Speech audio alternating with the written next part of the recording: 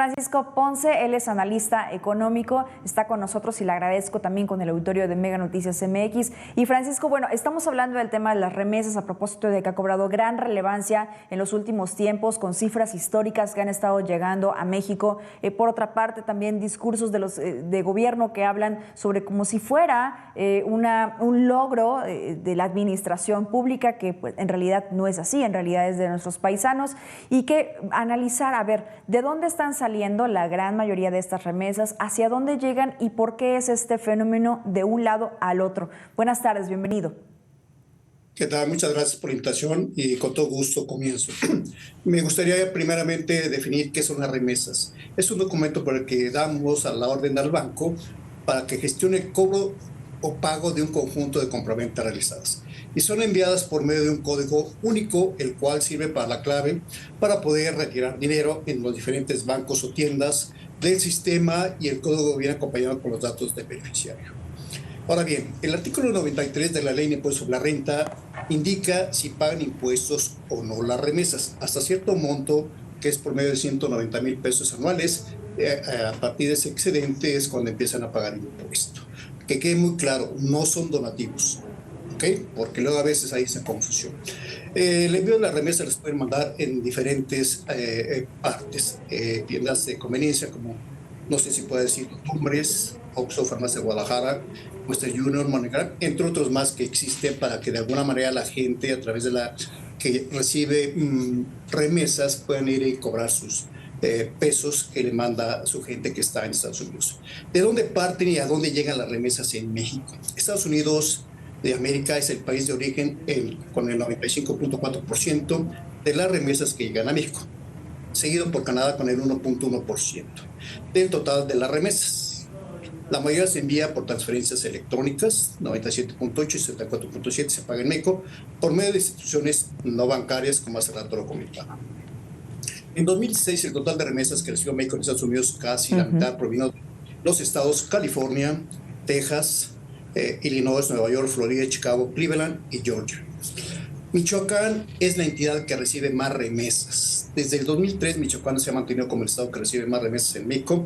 En 2016, ingresaron a esta entidad federativa 2.748 millones de dólares, seguido de Jalisco y Guanajuato. Tanto en el ámbito urbano como en el rural, los medios más arraigados entre la población para recibir remesas son las tiendas y las remesadoras, que hace rato acabo de comentar. El uso de estas últimas recurrente en el ámbito urbano, que viene a representar el 32.3%, y en el ámbito rural el 19.9%. Posteriormente, ¿para qué se usan las remesas? De acuerdo con estudios del CEMLA, Banco Interamericano de Desarrollo, FOMIN y Banorte, el 71.1% del número de remesas tiene un receptor de género femenino. La evidencia empírica muestra que muchos son los cónyuges de los trabajadores mexicanos con el vecino país del norte y otras son sus madres. Otro dato del CEMLA y sus asociados de investigación es que casi el 40% de las personas receptoras en México tienen entre 50 y 60 años. La mayor parte de las personas que reciben remesas en México no cuentan con una amplia cultura financiera. Esto es muy importante para que la gente que de alguna manera tenga visión, se pueden hacer alternativas de educación financiera que Profeco, la Conducef día a día lleva para que la gente en diferentes partes del ámbito urbano rural tenga esa visión. Mujeres y hombres envían remesas a México. ¿Para qué? Para que sus familiares adquieran alimentos, vivienda, educación y vestimenta. Y en algunos casos el pago de deudas. Y así nos podemos ir. México se posicionó como el país que recibió remesas personales por mayor valor en América Latina y el Caribe en 2020, con un valor de 42.880 millones de dólares estadounidenses, seguidos de Guatemala, República Dominicana y hasta ahí nada más.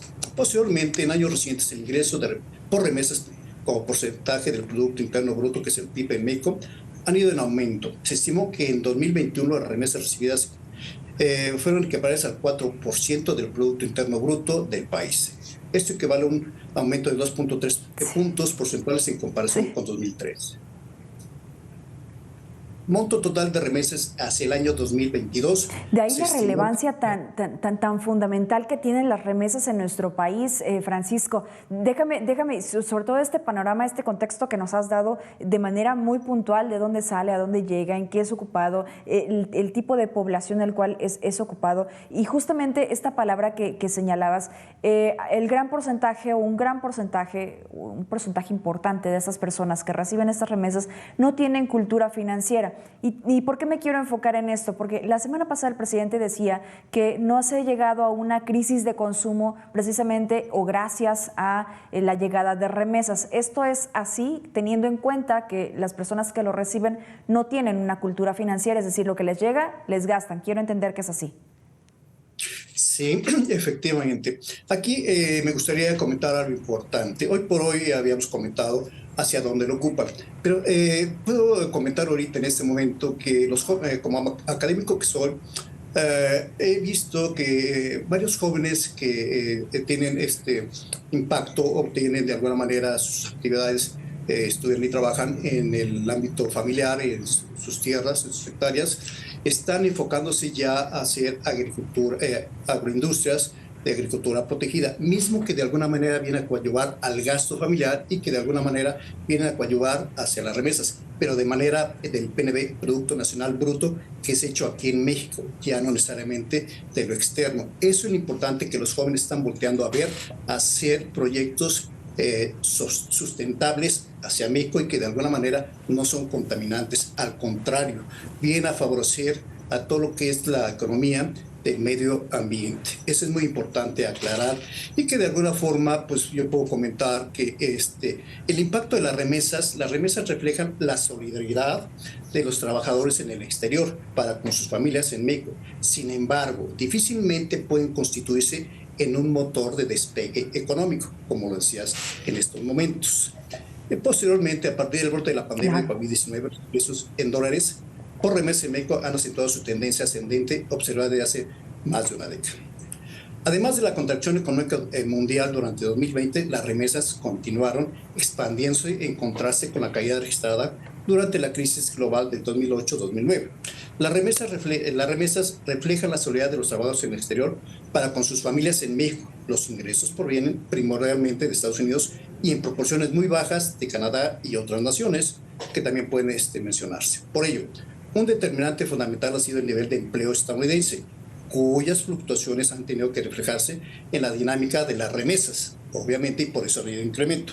Es natural que durante recesiones o la recesión, el aumento del desempleo de esa economía reduzca la capacidad de los inmigrados para enviar recursos a nuestro país. Un factor adicional ha sido el tipo de cambio del peso frente al dólar. Cómo las familias mexicanas reciben las remesas en moneda nacional y, por tanto, estas se multiplican con la depreciación cambiaria. Suele ocurrir que los montos aumentan en épocas de debilitamiento del peso.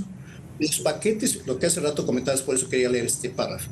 Los paquetes fiscales sin precedentes en Estados Unidos, orientados a apoyar a los hogares y a atenuar el cierre de las empresas y el descenso del empleo, los inmigrantes mexicanos podrían estar siendo beneficiados de esas ayudas de forma directa, recibiendo transferencias gubernamentales o indirectas gracias a la rápida recuperación de esa economía y la consiguiente mayor demanda laboral.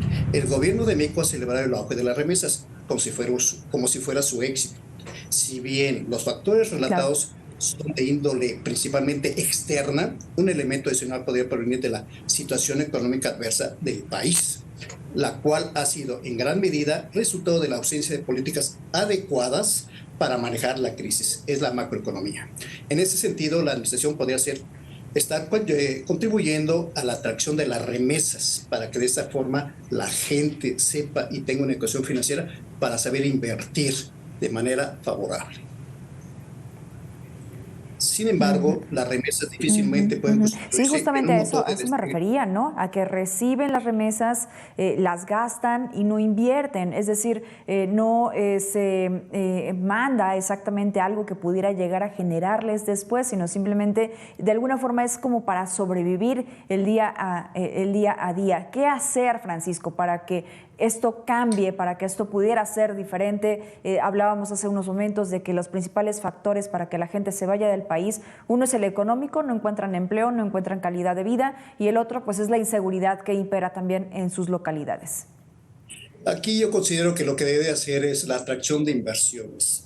Es muy importante visualizar en la parte macroeconómica en la cual se llegue a atraer inversionistas del extranjero para que de esta manera coadyuven con la economía mexicana a través de las empresas que ya existen para que se desarrollen en conjunto. Hay muchos modelos de inversión, los cuales de alguna manera no es que vengan a quitar al ámbito mexicano, al ámbito empresarial, sus negocios, sino simplemente hacer alianzas mismas que de alguna manera lleguen al crecimiento y de esta forma detener la migración hacia el extranjero por parte de los jóvenes. Repito, los jóvenes hoy por hoy, a través del proyecto que hace tiempo se tenía, que son emprendedores, hoy en día sigue haciendo esto y de alguna manera se viene mucho denotando con lo que es la tecnología en la aeronáutica y todo lo que es la nanotecnología, misma que de alguna manera hoy en día los jóvenes están visualizando hacia ese tipo de carreras de ingenierías, mismas que de alguna manera son competitivas a nivel internacional. Y eso es lo que hay que estar trabajando para que los jóvenes aquí tengan una capacitación y una educación hacia esos índoles empresariales. Y sí lo hay, en universidades. Exacto, que se impulse esto, sin embargo, que se queden aquí, ¿no, Francisco? Porque después ocurre este otro fenómeno de la fuga de talentos y que se van a otros países en donde también tienen mejores condiciones laborales, como lo es en Estados Unidos. Francisco Ponce, muchas gracias por haber estado con nosotros. Lamentablemente se nos ha acabado el tiempo, pero ojalá podamos seguir platicando de este y otros temas económicos de nuestro país que son fundamentales para que pueda saber qué puede detonar en México. Gracias, analista económico. Gracias, muchas gracias. Hasta luego. Que no se detenga el país ni su vida institucional por el